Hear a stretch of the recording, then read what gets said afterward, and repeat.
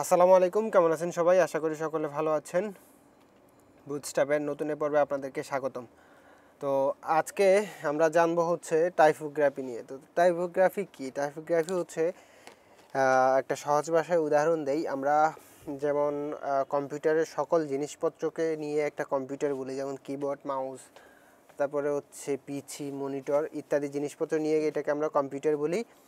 এবং এই যে আমরা লেখার ক্ষেত্রে ওয়েবসাইটে যে যায় যে যত ধরনের লেখা ব্যবহার করি, যেমন আমার ইউটিউব চ্যানেলের এখানে একটা নাম, এখানে অনেকগুলো মেনু, এখানে অনেক কিছু ইনফরমেশন, এখানে ট্যাগ, এই যে যতগুলো লেখা থাকবে একটা ওয়েবসাইটে, যত ধরনের লেখা থাকবে সবগুলোকে কম্বিনেশন করে এটার নাম দেওয়া হয়েছে টাইপোগ্রাফি।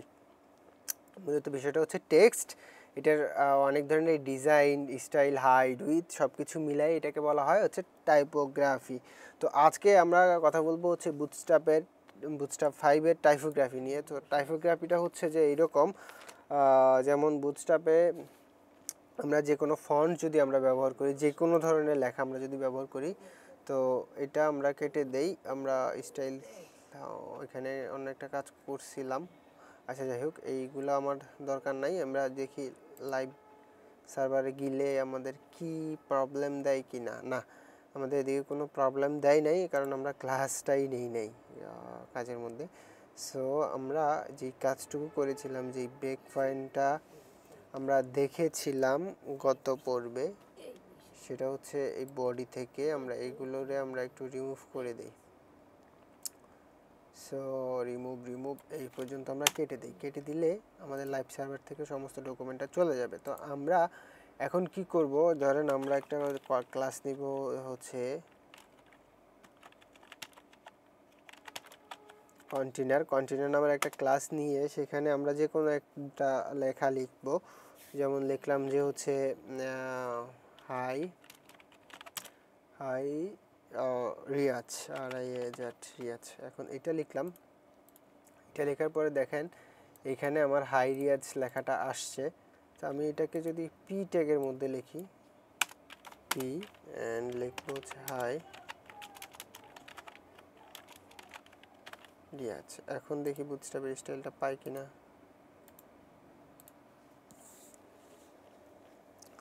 হ্যাঁ, পেয়ে গেছে।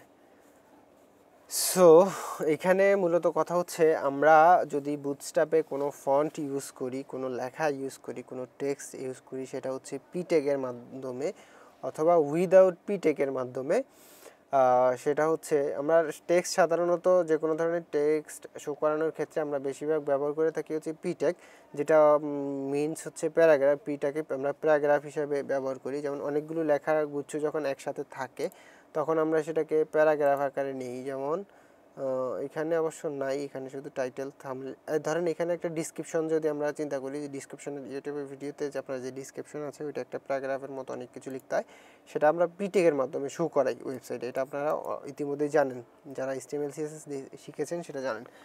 তো বুটস্ট্র্যাপ করে কি, বুটস্ট্র্যাপ পি ট্যাগের মধ্যে যখন আপনি কোনো ট্যাগস লিখবেন, সেটার বাই ডিফল্ট স্টাইল হচ্ছে এটার ফন্ট সাইজ থাকবে হচ্ছে 16 পিক্সেল, এবং 16 পিক্সেল মানে হচ্ছে 1 REM। তো 1 REM সমান হচ্ছে 16 পিক্সেল, এটা ডিফল্ট সাইজ নিয়ে নিবে।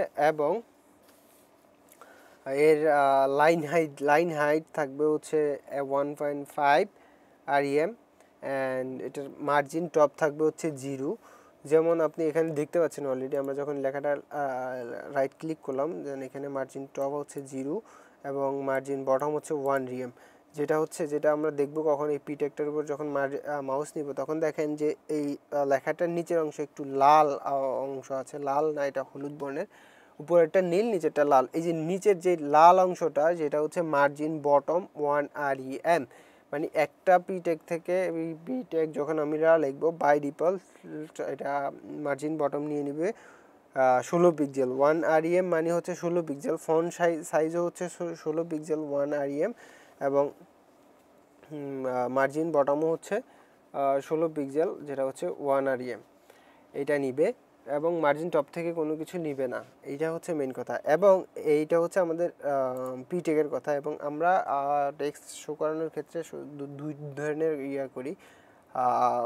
ট্যাগ ব্যবহার করি, একটা হচ্ছে পি ট্যাগ আর একটা হচ্ছে হেডিং ট্যাগ। হেডিং ট্যাগটা কি আমি একটু দেখাই। তো আপনারা যারা HTML CSS শিখেছেন তারা হেডিং ট্যাগটা জানেন। আপনারা H1 থেকে H6 পর্যন্ত এটাকে বলে হচ্ছে হেডিং ট্যাগ। এটা আমরা ব্যবহার করি হচ্ছে কোনো টাইটেল বা কোনো একটা হেডিং লেখার জন্য, যেটা হচ্ছে স্টার্টিংয়ে থাকে, কোনো একটা প্যারার বা কোনো একটা সেকশনের স্টার্টিংয়ে যেটা থাকে সেটাই হচ্ছে হেডিং ট্যাগ। এই যে এখন দেখেন এই হেডিং ট্যাগ আমরা যখন ব্যবহার করি, তো হেডিং ট্যাগের ক্ষেত্রে bootstrap by default so H1 থেকে শুরু করে এটা আমাদের ফন্ট সাইজ নিবে হচ্ছে 40 পিক্সেল, যেটা হচ্ছে 2.5 REM। এই যে এখানে দেখতে পাচ্ছেন H1 এটা নিবে হচ্ছে 2.5 REM বাই ডিফল্ট। এটাকে আমরা ইচ্ছা করলে যে কোনো সাইজ আমরা ব্যবহার করতে পারি।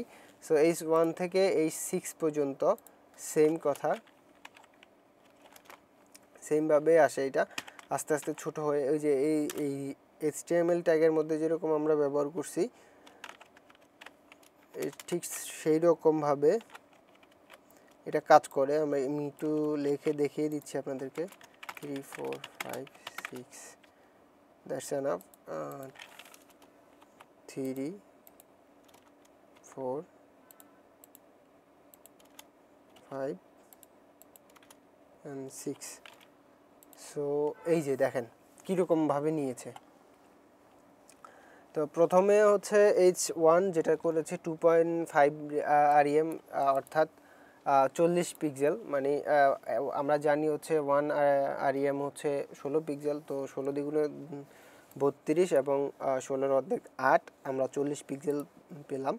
এবং মার্জিন টপ নিবে না, মার্জিন বটম নিবে হচ্ছে লাইন হাইট নিবে 1.2 REM এবং ফন্ট সাইজ নিবে হচ্ছে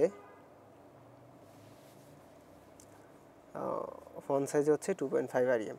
দেন আমরা যদি H2-তে আসি, সেমভাবে এটা কমে গেল 5.5 REM কমে গেল। এইভাবে কমতে কমতে কমতে কমতে লাস্টে চলে আসে একদম 1 REM পর্যন্ত, মানে 16 পিক্সেল পর্যন্ত এভাবে চলে আসে। তো এটা হচ্ছে বুটস্ট্র্যাপের স্টাইল HTML ট্যাগের, হেডিং ট্যাগের এবং পি ট্যাগের। এইটার আবার ক্লাসও আছে। যেমন ধরেন আমরা যদি হেডিং ট্যাগটাকে যদি কোনো একটা প্যারাগ্রাফের মধ্যে ব্যবহার করতে চাই, পি এর মধ্যে বা কোনো একটা ডিভের মধ্যে, ধরেন আমি একটা পি নিলাম এখানে, এই তো পি নিলাম। তো পি এর মধ্যে যদি আমি এখন বুঝতে পারবেন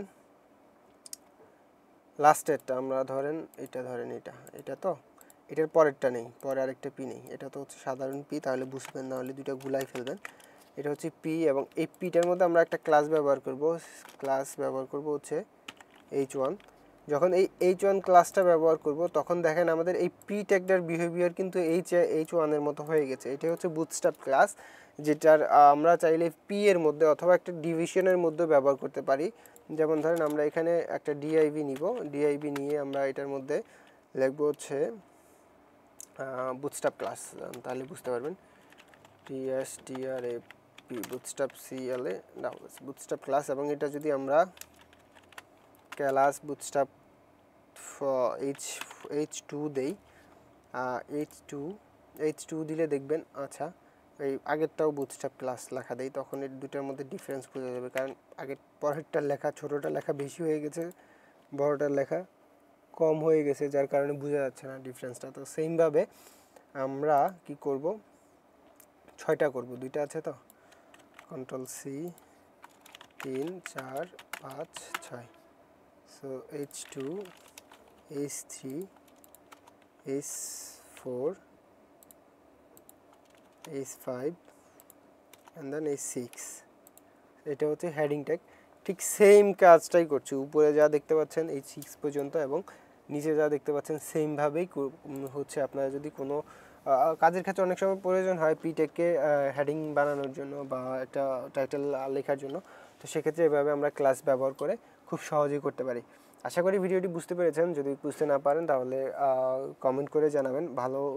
যদি ভিডিওটি ভালো লেগে থাকে তাহলে লাইক দিতে ভুলবেন না। আর যদি ভালো না লেগে থাকে তাহলে কমেন্টে বলে যাবেন যে কেন ভালো লাগেনি, তাহলে আমরা ভিডিওর কোয়ালিটি ইমপ্রুভ করার চেষ্টা করব। সো আজ এই পর্যন্তই। ভালো থাকবেন, সুস্থ থাকবেন, দেখা হবে আগামী পর্বে। ততক্ষণ পর্যন্ত বাই বাই।